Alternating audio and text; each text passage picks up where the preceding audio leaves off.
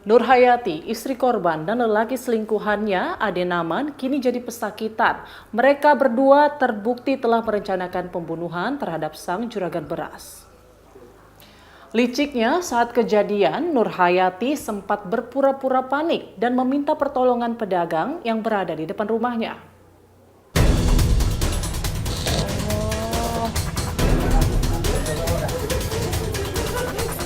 Bapak tidur, saya bukain jendela. Gak lama, ada Naman datang.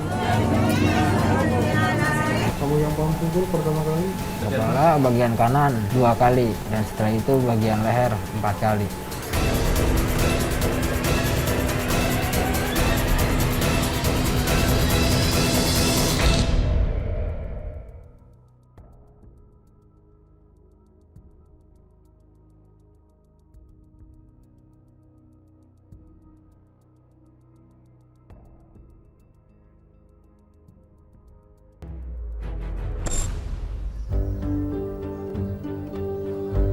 Sarta, pria ini tak mengira kalau Muhammad Ota tewas di tangan istri dan selingkuhannya. Karena pada saat malam kejadian, ia yang berada di dalam warung sempat dibangunkan oleh Nur Hayati. Dia dari sana udah kembali lagi ke sini. Menolong ke orang, menolong. Udah ada 2 sama yang kaki 1. Yang kaki 1 udah masuk, balik lagi ke sana. Gitu, terus lantas abah masuk. Langsung ke kamar. Nah, ke kamarnya nggak begitu megang. Lihat posisi dulu. Ya posisinya lagi tidur. Biasa bantal. Spraynya biasa rapi. Simbutnya biasa rapi. Tangannya gini, yang gini numpang. Ya, kata abah, kenapa ya ini ya? Dekat-dekat lihat mukanya. Kelihatan kupingnya ada darah. Terus, oh hidung ada darahnya. Kalau mulut ada darahnya sampai ke leher. Iya kenapa emang kayak gitu kita jendela ada yang ngedongkel. Dah, aku ingat astagfirullah ini memang pembunuhan ini ke jendela mungkin ada yang masuk nih. Udah abah keluar. Di mata Sarta, Muhammad Ota merupakan tetangga yang sangat baik dan tidak memiliki musuh. Si almarhumah emang orang ngebaik. Enggak orangnya pendiam, kalau ditanya nyengir duluan gitu. Udah pernah dia di sini ada cekcok sama rekannya di sini enggak denger gitu, enggak apa-apa enggak denger gitu. Dia orang baik.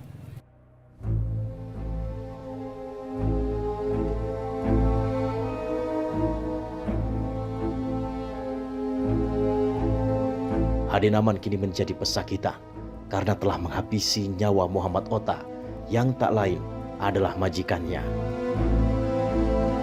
Di hadapan penyidik Polres Karawang, Ade Naman mengakui semua perbuatannya. Pacar saya telepon, dan terus kata saya, gimana kalau nanti malam kita bunuh. Tapi pacar saya belum siap. Dan terus saya ngomong, ya akhirnya pacar saya menuruti apa kata saya. Peristiwa pembunuhan ini pun memang sudah direncanakan Ade bersama istri korban, Nur Hayati. Saya datang lewat jalan jendela dapur, masuk. Itu yang buka siapa? Yang buka pacar saya. Yang buka pacar kamu? Iya. Dengan cara bagaimana dia buka? Ya kan dari Kan dia ada motifnya, ada pencurian akhirnya? enggak biasa buka. Sengaja dibukakan untuk Masuk. ya? Iya. Dan terus saya masuk dan saya menyuruh sama pacar saya untuk memastikan bahwa suaminya tidur atau belum. Ternyata sudah tidur dan pintunya tidak terkunci. Terus? Dan setelah itu pacar saya masuk ke kamarnya dan saya pun beraksi masuk ke kamar si korban. Masuk ke kamar kamu ngambil alat atau apa? Iya, Pisau dari ambil alat, alat apa yang? yaitu kayu, Kayu apa ya? halu. Halu. Buat Buat mukul korban. itu halu seperti apa? Senjata apa biasanya dipakai? Yaitu biasa bikin tumbuk Tadi ya? padi atau kue bumbu. Iya. Tak diberi pinjaman uang dan sering dicurigai saat bertransaksi beras. Itulah alasan Ade menghabisi nyawa Muhammad Ota juragannya. Karena saya punya utang 16 juta sama korban? Iya, duit saya ada 15 juta di korban. Berarti saya kurang 1 juta lagi. Kata saya pinjam 1 juta lagi. Biar jadi 2 juta. Itu kan bekas nyawa. Dan ternyata saya tidak dikasih, terus saya pulang.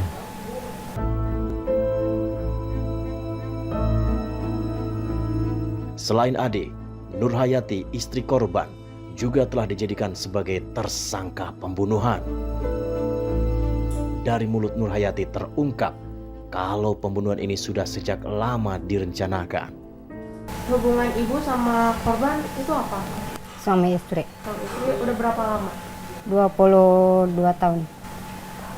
Coba sekarang ceritain kronologis perencanaan pembunuhan itu gimana? Pas hari hari Jumat jam 3 pukul 15.30 saya ada kontak sama pacar saya. Siapa namanya? Ade Naman. Terus dari situ kita ngobrol-ngobrol, kata Ade Naman, gimana kalau kita ngabisin korban? Terus saya jawab, saya belum siap.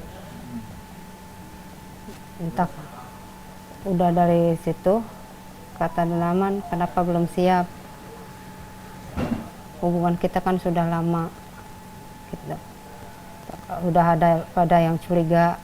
Ya Bapak udah, almarhum udah mulai curiga. Sebagai tanda untuk beraksi, Nurhayati pun memberi kode dengan menghubungi Ade. Tadinya mah cuman komunikasi biasa. Terus dari situ Bapak tidur, saya bukain jendela.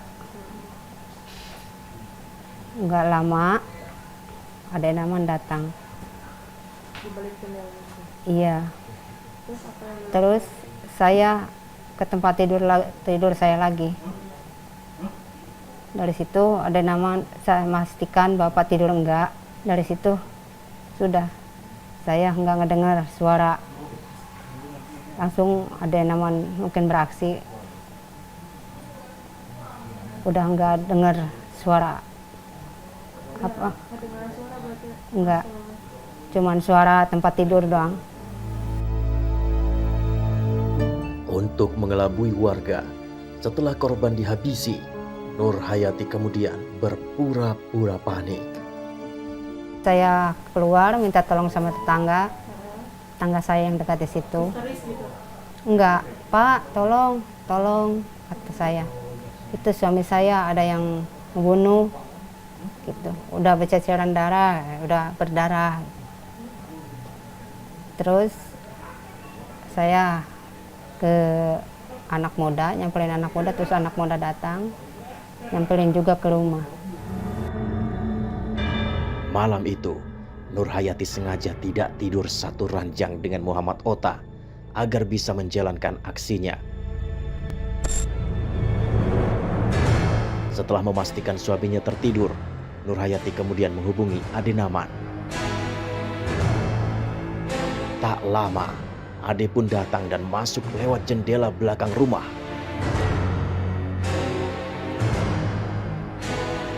Dan peristiwa pembunuhan itu pun terjadi.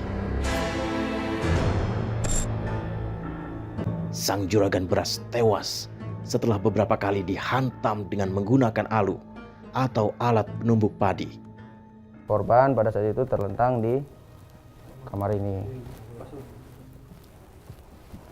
Posisinya seperti apa, Pak? Posisi korban ini kepalanya, ini kakinya. Ini pada saat itu masih dalam keadaan rapi, sama sekali tidak berantakan seperti ini. Ini tidak berantakan, tidak ada yang dicongkel. Pada saat itu posisi di sini masih ada kendaraan motor milik korban.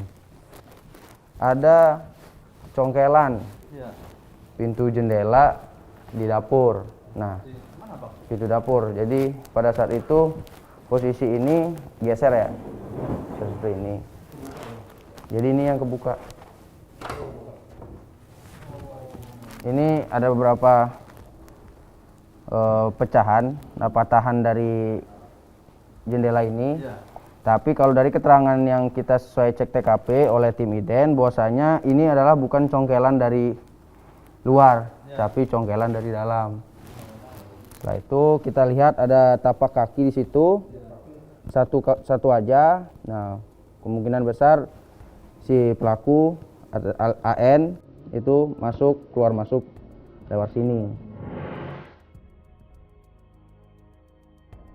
Inilah barang bukti yang disita polisi dalam kasus pembunuhan yang melibatkan Nur Hayati dan Ade Naman.